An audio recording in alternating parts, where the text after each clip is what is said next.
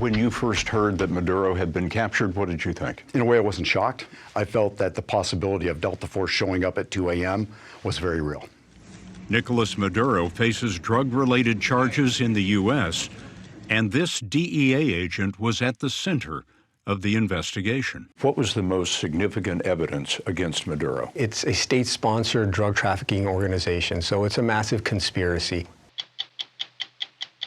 At Hyundai's sprawling auto plant, more than 1,000 robots work alongside almost 1,500 humans.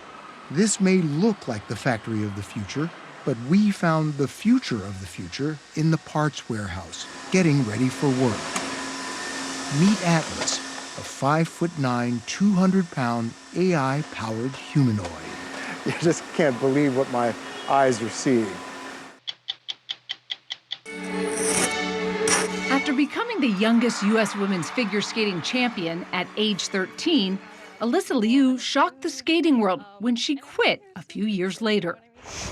Now, Alysa is back and a favorite to win gold at the Winter Olympics. Oh, that was really pretty. I don't even know what to say. That was really pretty. I'm Leslie Stahl. I'm Scott Pelley. I'm Bill Whitaker. I'm Anderson Cooper. I'm John Wertheim. I'm Cecilia Vega. I'm Sharon Alfonsi. Those stories, and in our last minute, astronaut Sunny Williams with a reflection on America from high above, tonight on 60 Minutes.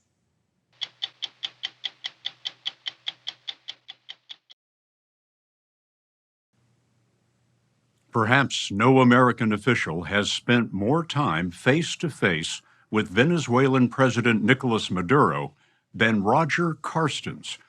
Carstens was America's top hostage negotiator in the Trump and Biden administrations.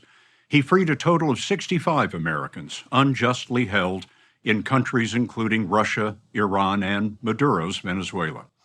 Yesterday, U.S. forces captured the Venezuelan dictator and his wife. Both are in jail in New York tonight, awaiting trial on drug trafficking charges.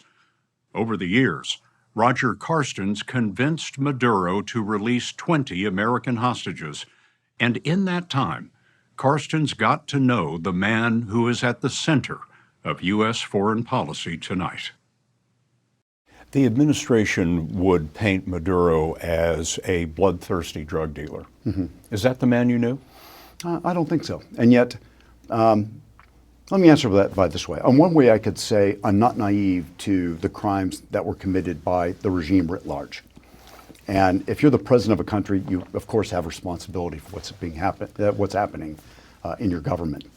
On the flip side, I would say that being the person in the room with President Maduro, my job was to get Americans back, and that's best done by building a very human relationship. And in doing so, I didn't find him to be a bloodthirsty maniac. I found him to be a practical person, someone who wanted to find ways to solve the problems that were faced by his country. When you first heard that Maduro had been captured, what did you think? In a way, I wasn't shocked. I think probably as early as August or September, in watching the different military moves and the diplomatic moves take place, it seemed that unless he were willing to make some sort of deal or accommodation with the United States, I felt that the possibility of Delta Force showing up at 2 a.m. was very real. Do you believe that the Maduro that you met was an international drug dealer? From all the information that I've received, I would say no. I think the country clearly touched drugs. And there's information. I always have to be very clear that I might see certain amounts of information, and there's always a treasure trove of information that I've never seen or never will see due to classification or compartmentalization. But what I witnessed was not someone who is necessarily hardcore in the drug business, and I'll be interested to see in how the prosecution goes about proving their case. 63-year-old Nicolás Maduro was in power 12 years. In 2024, he lost his re-election bid, but remained in power and forced the winner into exile. Maduro ruled Venezuela's 28 million people as an autocrat, imprisoning his opposition and leaving the economy of an oil-rich nation in shambles. Yesterday, the U.S. Department of Justice revealed an indictment of Maduro, accusing him in a so-called narco-terrorism conspiracy. These investigations aren't easy. They can be stressful and they can take up a lot of time. This one, 10 plus years. And you have One of the investigators at the center of the case was Sandy Gonzalez. He served 25 years in the Drug Enforcement Administration, part of that in Venezuela and investigating Maduro. Close to 20 years ago, DEA at the Special Operations Division started looking at high-level drug trafficking in Venezuela. And it eventually led to high-ranking military, police officials in Venezuela, and ultimately government officials. And Maduro was among them. Yes. What was the most significant evidence against Maduro? It's a state-sponsored drug trafficking organization, so it's a massive conspiracy. And what I mean by that is not everybody is going to be holding the kilos of cocaine. But in a conspiracy, you link everybody together that's part of the chain. Maduro was part of that chain, first as a Minister of Foreign Affairs and then later as a president. So when you're the president of a country and you are giving the green light to engage in this activity and you're putting people in critical positions, in governors, ministers, heads of agencies, and allowing them to carry out these drug trafficking activities, you're just as guilty as the person making the drugs and transporting the drugs. But is it a matter of Maduro simply looking the other way, or was he enriching himself from the drug trade? I believe the evidence is going to show he was enriching himself. It was much more than just looking the other way. There was direct involvement. With Maduro now gone, what in your view changes? So it was a great step, but Maduro isn't the only person in that government that was involved in drug trafficking. There are still several DEA fugitives in Venezuela in positions in that government. The job's just started. Maduro may be gone, but the drug conspiracy remains. Yes. Also remaining in Venezuela are a few Americans reportedly held in prisons who were not rescued Saturday morning. Former hostage negotiator Roger Carstens told us that Maduro held and tortured Americans who had been arrested for minor offenses. You know, everyone had a different story, but the bottom line is that they were arrested for something in Venezuela, and within a few days they were eventually sent to the intelligence or the military prisons in Caracas. Once in prison, then they were used as leverage by President Maduro in negotiations with the United States. But I can say, to my mind and my knowledge and having read all the intelligence, there did not seem to be a concerted program to go find Americans to use them as leverage.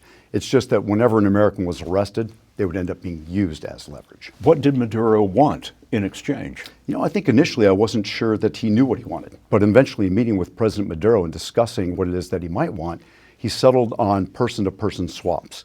There were a few people in U.S. prisons that he wanted to have returned, and that's what we ended up settling on over time. How many Americans are still held there? You know, I don't have the numbers exactly anymore because I'm no longer in the government, but as I understand it, 4 or 5. In your view, should they have been rescued during this military operation? I think I would have loved to have seen that. I imagine the challenges of conducting a military hostage raid are significant. The advantage of doing it the other night when we eventually went to get Maduro is that you've already eradicated the air defense capabilities of the Venezuelan military. You've challenged their command and control architecture. So adding on an additional mission of trying to get some hostages out, that might have been doable. But where are they? So since we may not know where all of them are, you could find yourself having to hit 2, 3, or 4 objectives.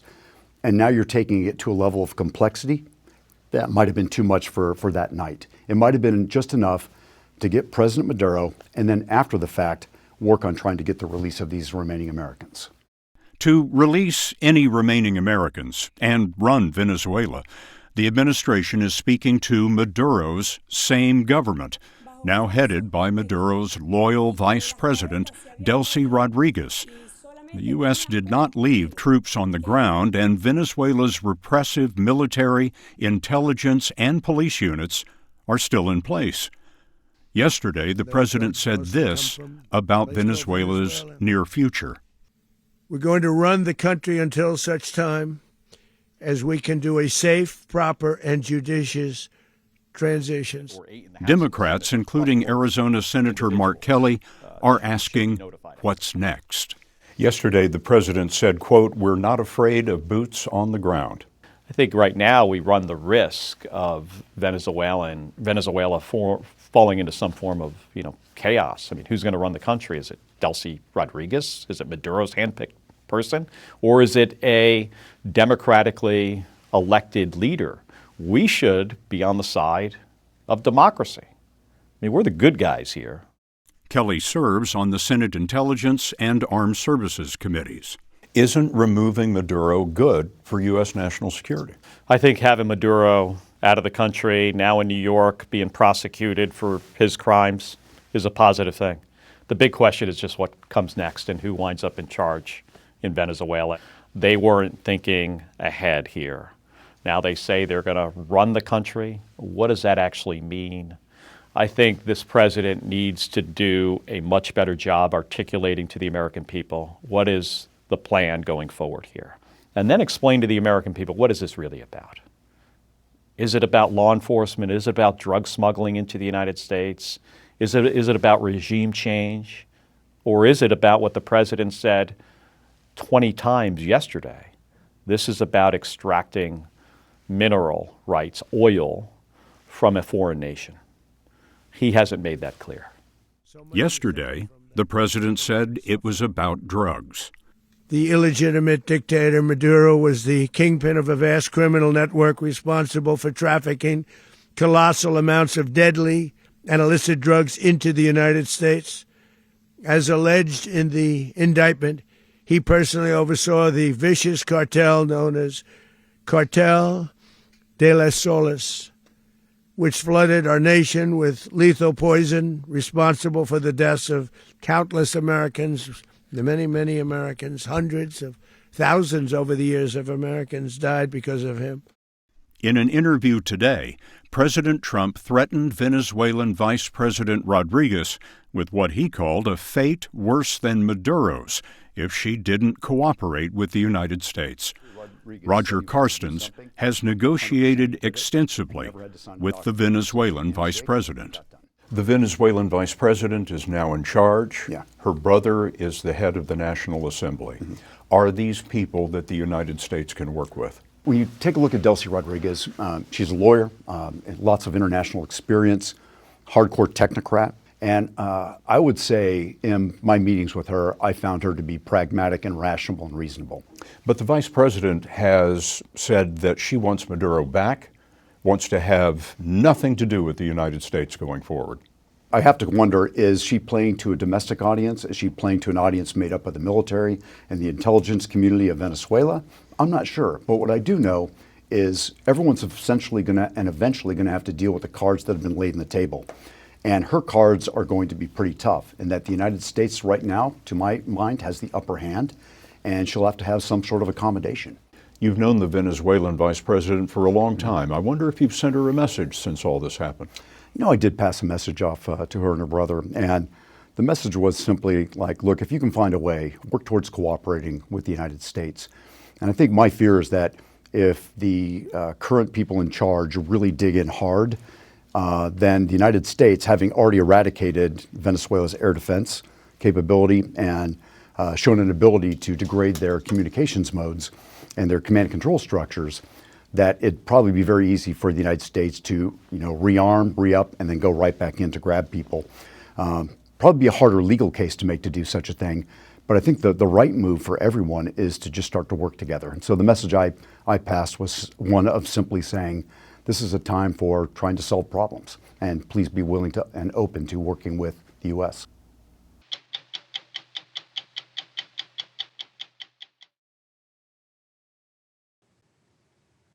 For decades, engineers have been trying to create robots that look and act human. Now, rapid advances in artificial intelligence are taking humanoids from the lab to the factory floor. As fears grow that AI will displace workers, a global race is underway to develop human-like robots able to do human jobs. Competitors include Tesla, startups backed by Amazon and NVIDIA, and state-supported Chinese companies. Boston Dynamics is a front-runner. The Massachusetts company, valued at more than $1 billion, is hard at work on a humanoid it calls Atlas.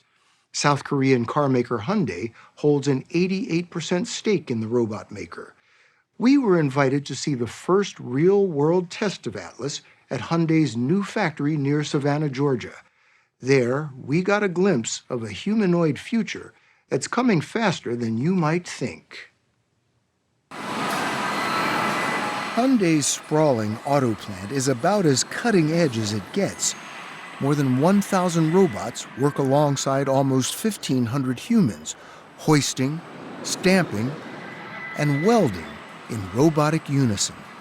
This may look like the factory of the future, but we found the future of the future in the parts warehouse, tucked away in the back corner, getting ready for work.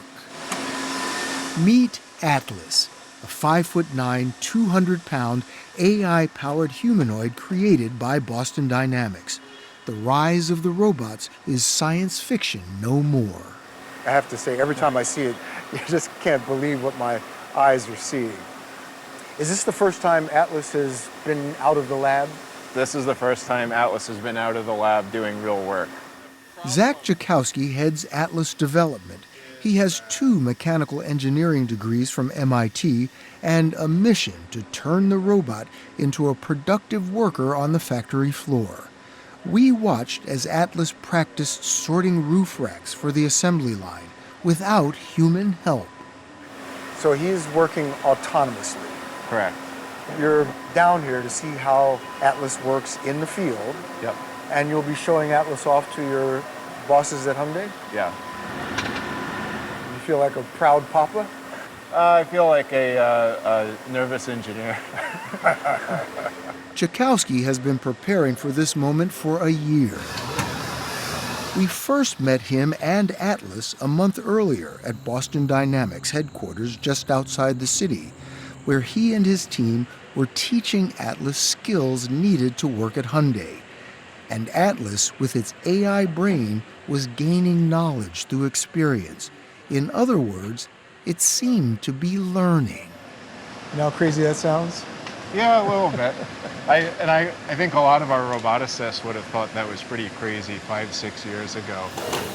When 60 Minutes last visited Boston Dynamics in 2021, Atlas was a bulky hydraulic robot that could run and jump. Back then, Atlas relied on algorithms written by engineers.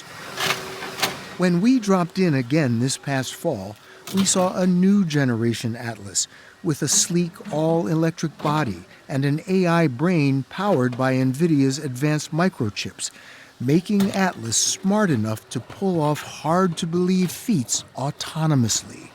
We saw Atlas skip and run with ease. Do you ever stop thinking, gee whiz? I remain extremely excited about where we are in the history of robotics, but we see that there's so much more that we can do as well. Scott Kindersma is head of robotics research, a job he proudly wears on his sleeve. You even have on a robot shirt. Well, once I saw that this shirt existed, there was no way I wasn't buying it. He told us robots today have learned to master moves that until recently were considered a step too far for a machine. And a lot of this has to do with how we're going about programming these robots now, where it's more about teaching and demonstrations and machine learning than manual programming. So this humanoid, this mechanical human, can actually learn.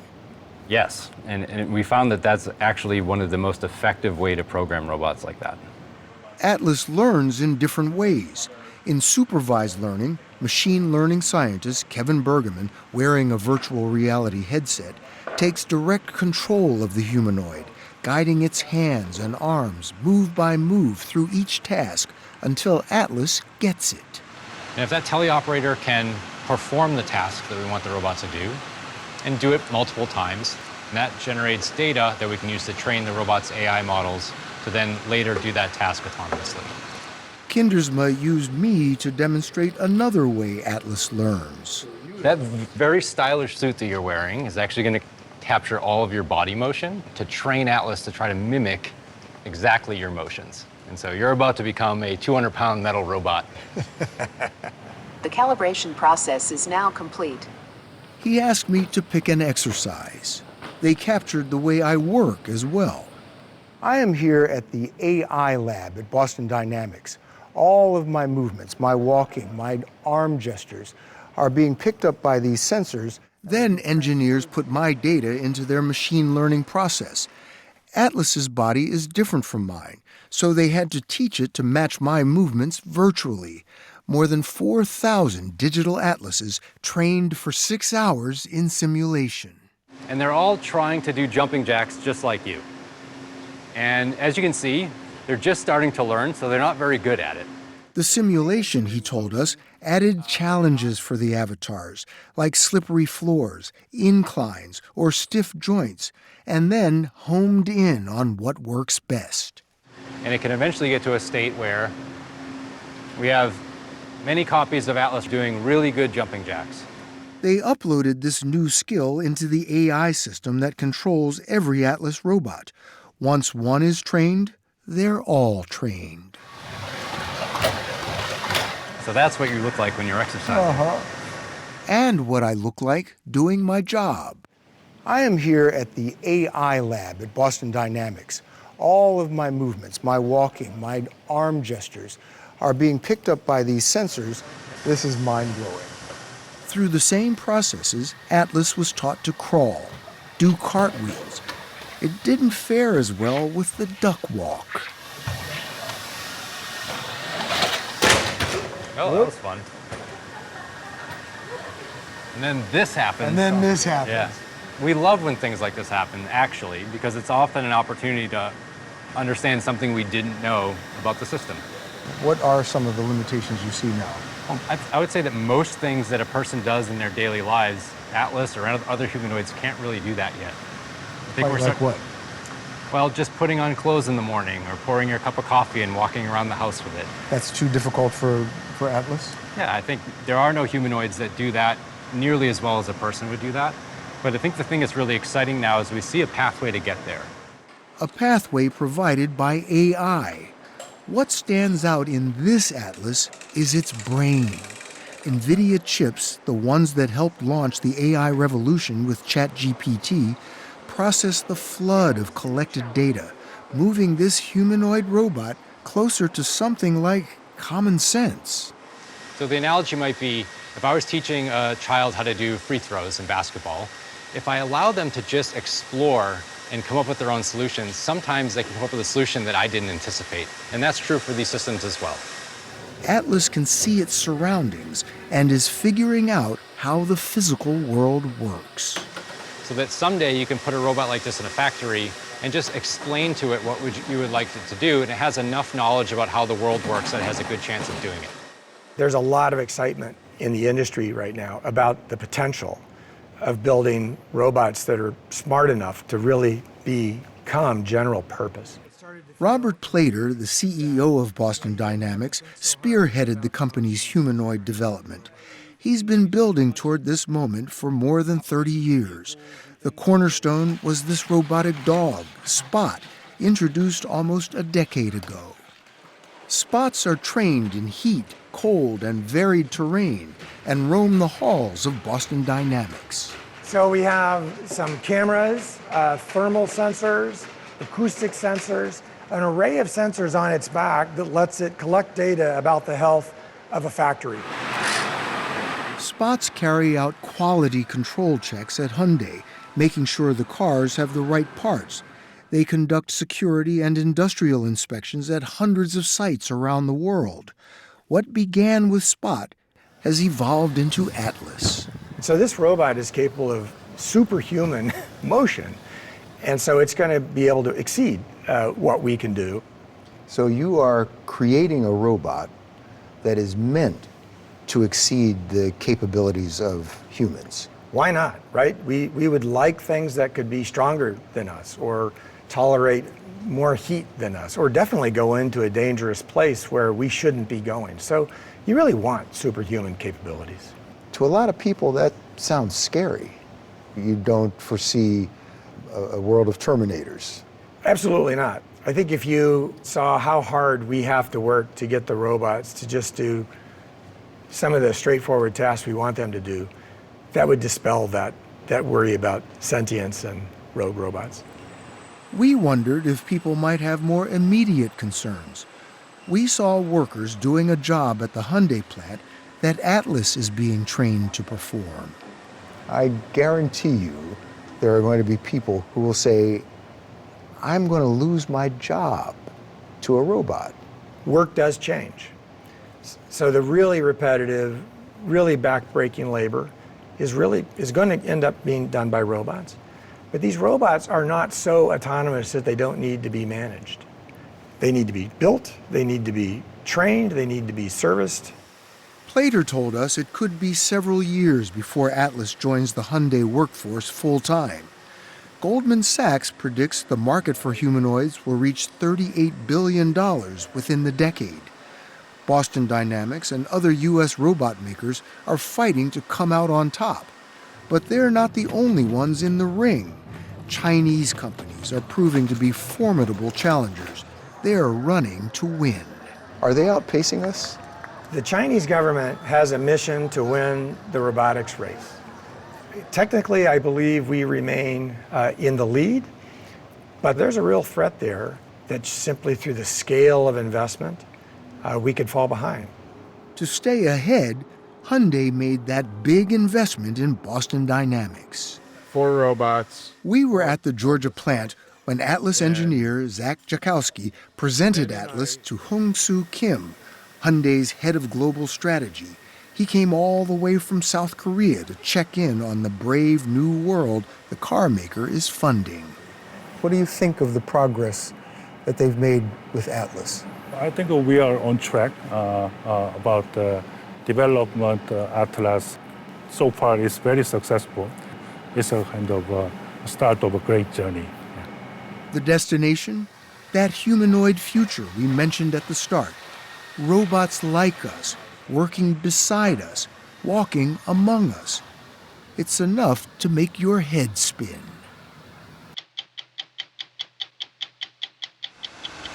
The challenge of humanoid hands. I think there's still a lot of opportunity to do even more dexterous manipulation tasks with robots. At 60minutesovertime.com.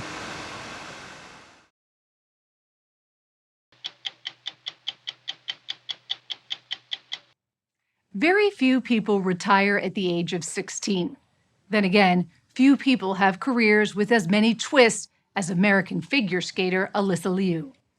After becoming the youngest U.S. women's champion in history at age 13, the phenom shocked the skating world when she abruptly quit a few years later.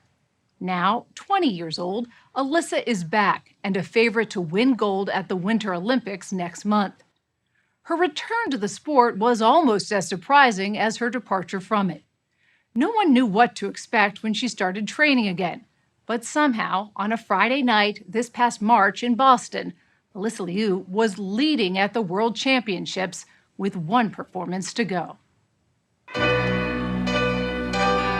She was the final skater of the night. A world title hung in the balance. Within seconds, it was clear she was up to the moment.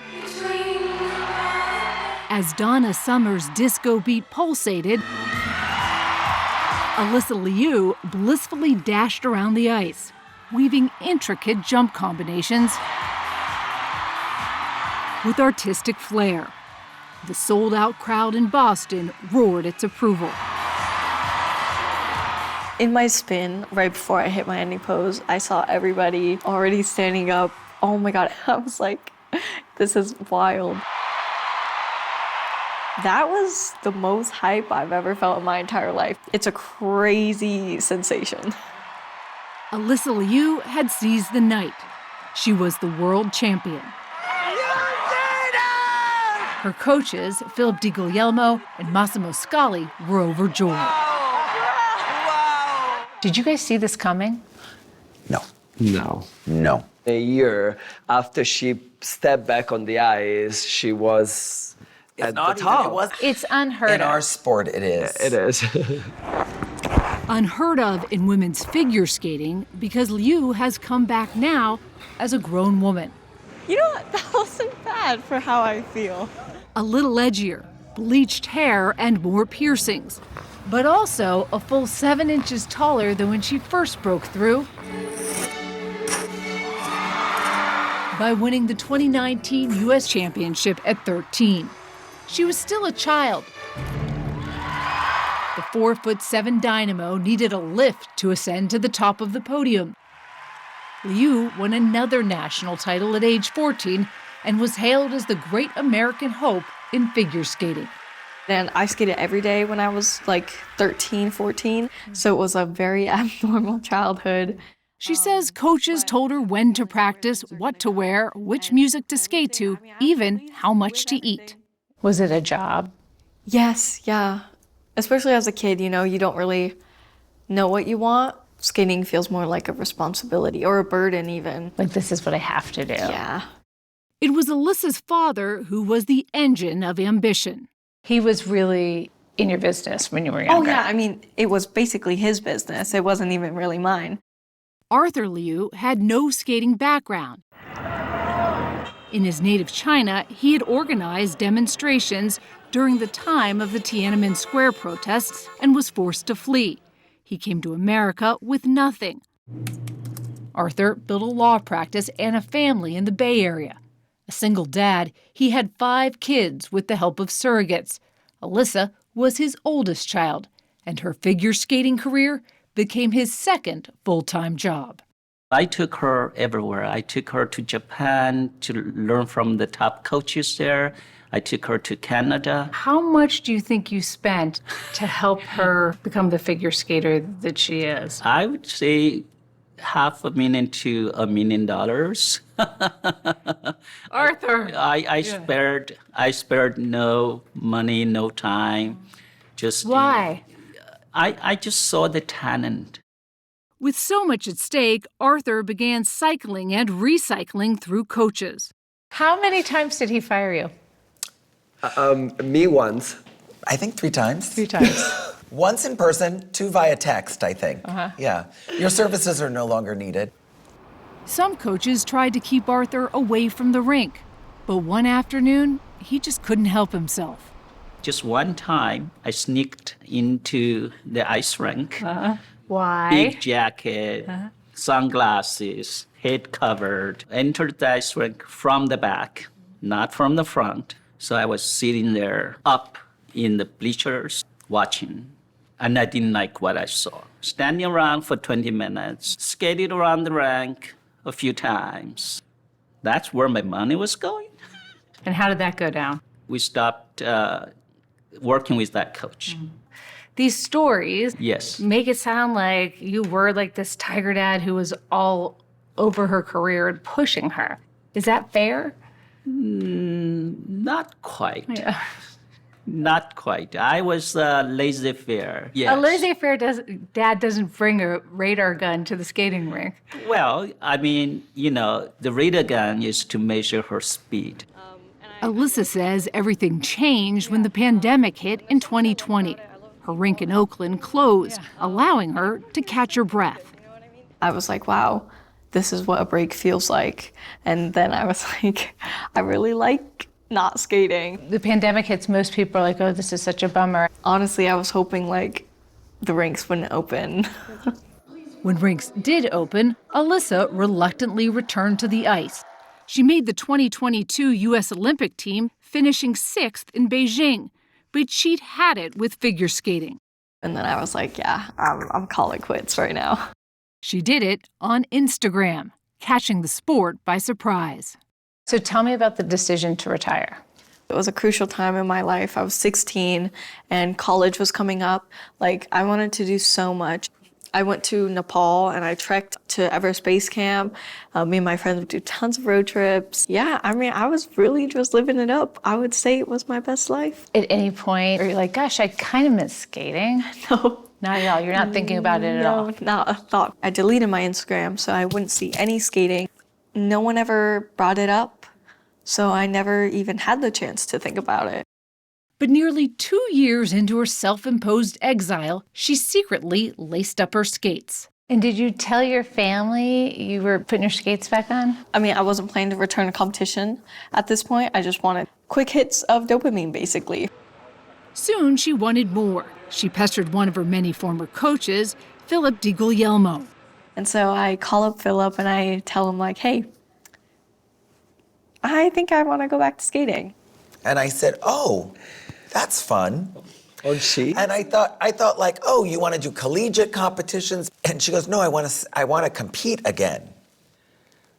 And I said, let me call you back. I go and I grab a bottle of red wine and I open that bottle and I pour myself a really big glass. And are you thinking this is a terrible idea? This is a terrible idea. Yeah. Terrible idea. 2.5 hours later of conversation with me trying to talk her out of it. And everything I said, like, oh, I said, other people have tried this and it was hard because they're older. She goes, I'm only 18. Alysa made it clear on the FaceTime call, if she came back, she would be in charge going forward. I get to pick my own program music. I get to help with the creative process of the program. If I feel like I'm skating too much, I'll back down. If I feel like I'm not skating enough, I'll ramp it up. No one's gonna starve me or tell me what I can and can't eat. I love the arm on Philip DiGuglielmo agreed with Alyssa's conditions. It's really the stretch. And brought back choreographer Massimo Scali. It's like bam. I got my team, I told US figure skating, and then I told my dad. And how did Dad react when you told him that? I mean, he was really happy. He's a great father, you know. I just didn't want him to be as invested in it as he was before. When she said she didn't want you on the team anymore, were you hurt? A little bit. A little bit. It's like I brought you up to two US national titles. Do you think Alyssa's a little bit of a rebel, Yes, like her father? I think so. I really think so. She is a very free spirit, like me in many ways. God has a sense of humor, right? Yes, absolutely. In June 2024, Alysa started training again full-time at her home rink, the Oakland Ice Center. The idea was to take it slowly, to see where her comeback might lead, if anywhere.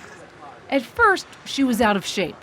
When you got back on the ice, how long did you think it would take you to be a contender for a world championship? Oh, never. I never was even not the considered plan. that. No. Guys, high five. Yeah. But her coaches saw the old magic reappear. Oh, beautiful. That was really crazy. I don't even know what to say. That was The jumps came back like Quickly. that. How amazing is that? oh, And incredible. And there was something different about the way she moved her body that was no longer a child. Yeah. I kind of don't like that the leg and arm both move together. With her in charge, is she a better skater? Oh, yeah. 100%. What do you see? For many years, she was dropped off at the rink. She was told what to do. Now she comes in and it is all collaborative. I could like hold. Yes. I like that. Her attachment to her coaches can be literal. This harness and what looks like a fishing pole help reel her in before she falls. But eventually, they have to let her go. No. Nah. This is what it takes to become a champion. Constant pounding I'm so tired. in pursuit of perfection. One more. I saw that when you were training, and they're like, okay, that's good. And you're like, one more, Yeah. one more. Yeah. You don't need somebody pushing No, you. I have my own like determination. My determination's like up there. You're pretty scrappy. I love struggling, actually. You do? Yeah, it makes me feel alive. Skating isn't Alysa Liu's entire life anymore. She's traded her Ice Princess tiara for a little freedom When you like pulled your skirt out like that was cute. and room for expression. Oh, yeah, this is it. Okay. What's unique about Alyssa skating is her blend of jumping ability and alluring movement. Do you view yourself as an athlete or an artist? An artist, actually. But I love being an athlete, too. I think it's really cool. I view competitions more as like a stage for performing. There will be no bigger stage than next month's Winter Olympics in Italy, where Alysa will be a gold medal favorite. No American woman has won an Olympic figure skating singles title in 24 years.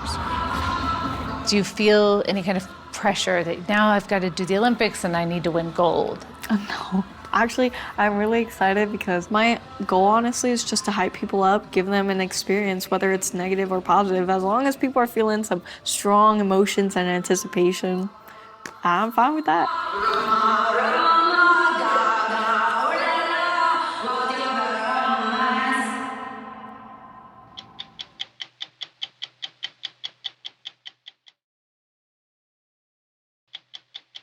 Now, the last minute of 60 Minutes. To mark the 250th anniversary of American independence, we're inviting leaders in the arts, science, and business to end this broadcast with their reflections on America. We begin with astronaut Suni Williams. She spent 608 days in space on 3 separate missions. We asked her, what struck you about the view of America from orbit? Looking at Earth from 250 miles above on board the International Space Station is just amazing. And I can't help but think about the 250 years of American innovation that got us to that point where we actually can have this view. Houston Station 2 for fur wrap. Go ahead on 2. You know, it's actually really, really fun when you start to head toward the United States. You know, you come over the West Coast, you start to recognize things, and that's home. You start to see the beaches that you know, you start to see the Rocky Mountains, the plains, the Great Lakes, Mississippi River, the Appalachians, and finally the East Coast, where my family and friends are from. And then you have to automatically sit back and look at the country as a whole. We are working together as one country, and that's the view that we have. It is so special. From that view, it's hard not to think about where we as a country will be in the next 250 years. I think our possibilities are only limited by our imagination. I'm Sharon Alfonsi. Next Sunday, CBS broadcasts the Golden Globe Awards, so we'll be back in 2 weeks with another edition of 60 Minutes.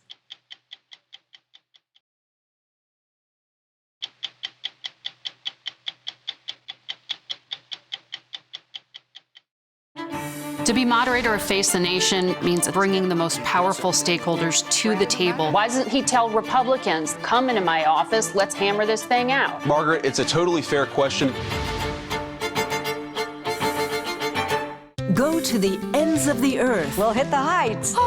Reach for the stars. Star power. I like it. Experience thought-provoking. Something that's undeniable. Ta-da! And truly original reporting. I'm in on this. There's always something new under the sun on CBS Sunday morning.